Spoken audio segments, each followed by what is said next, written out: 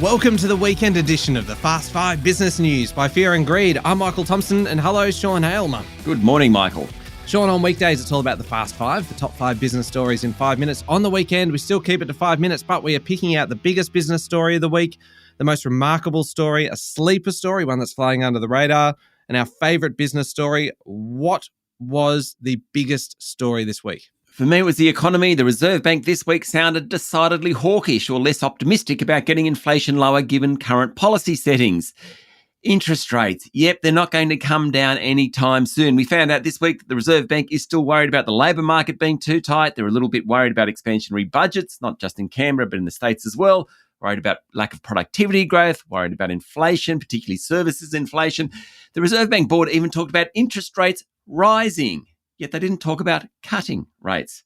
That hit the bond market. The Aussie dollar jumped above or almost 267 US cents. Hasn't been there for about 6 months. The Reserve Bank board meeting for me, and the fact that it suggests that there won't be any rate cut until early next year. Biggest story of the week. Michael. It is a very big one. For me, the big story this week was all about nuclear power, and opposition leader Peter Dutton has outlined the coalition policy for 5 large-scale nuclear power plants, 2 small modular reactors, all in operation by 2050, the first by 2035. These are in sites all around the country. They're going to be part of the energy mix with renewables and gas. The cost, those details are apparently going to come later, but the CSIRO did point out last month that the first nuclear plant could cost as much as $17 billion. The funny thing about all of this, Sean, is the fact that the week started with Peter Dutton, the polls showing that he's actually in with a chance at the next election. And what he's done here, though, then, is pick possibly the most controversial issue imaginable and chosen to fight the election on that. It could be a very kind of bold, courageous kind of move. The party room certainly supported him in that. What is particularly interesting, Sean, is that we are going to have a debate now in this country. We're going to have an election campaign fought over this issue. It puts nuclear on the table. The people will decide. I think that's a good thing. It's a big story this week. Sure is, Michael. What about your most remarkable story? Well, look, I think, again, kind of from the politics space, what was remarkable was what happened this week with China and Australia, and it happened here in Australia. Chinese Premier Li Qiang held talks with Prime Minister Anthony Albanese, candid talks. They covered a whole lot of different issues. A lot of good came out of it. You had streamlined visa access between Australia and China, strengthening free trade, restoring all avenues of government-to-government dialogue, which is pretty impressive when you think how bad it actually was just a couple of years ago when phone calls between ministers wouldn't actually be answered. There was kind of Grange diplomacy, the Chinese premier visiting Penfolds.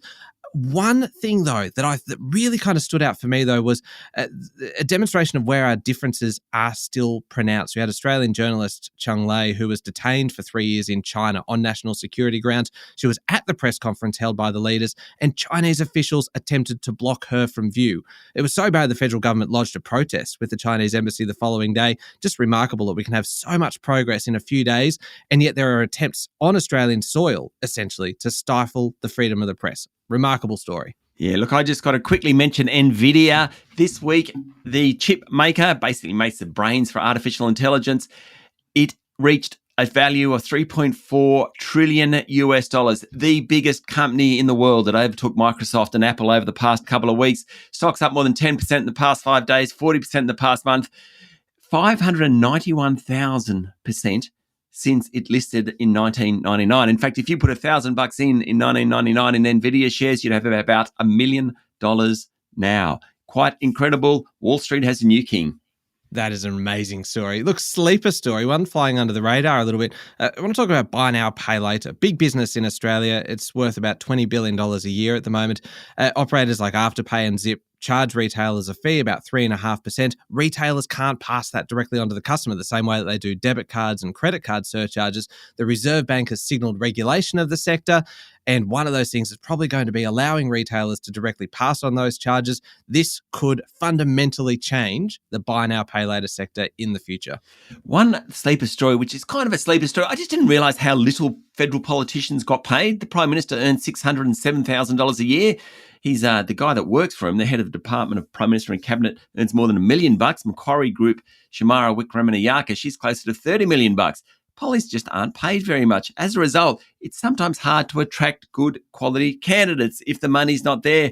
I just think it's something that we should think a little bit harder about, Michael. Yeah, that's a good one. What about your favourite story, Sean? Comes from the consumer group Choice. The federal government's funding them to do quarterly shopping reviews. They did one, announced it this week. Basically, Aldi can save customers about 25%.